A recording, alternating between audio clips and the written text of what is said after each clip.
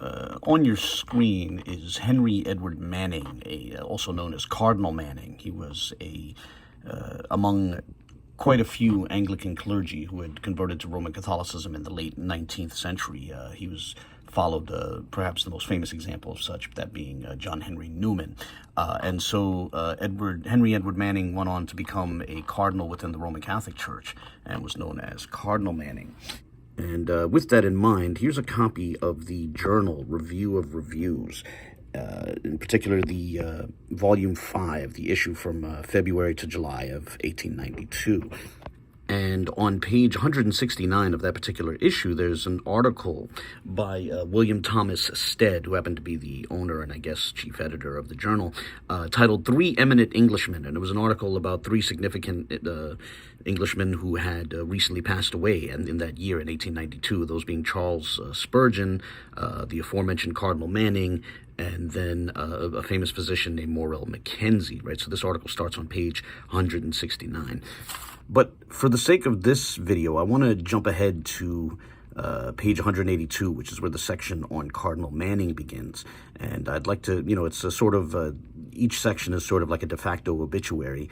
And I'd like to show what was written about Cardinal Manning by William Thomas Stead, again, the owner and editor of the Review of Reviews, back in 1892. And again, this is a British man who was a Roman Catholic, a cardinal in the Roman Catholic Church. So there's an image of him. And this is what is stated in this, as I said, de facto obituary of sorts.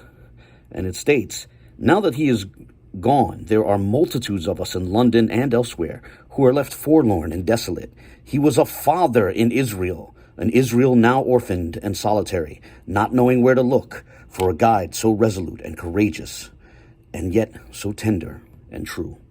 And again, that's in reference to the late Cardinal Manning, who had died earlier that year, again, the year being 1892.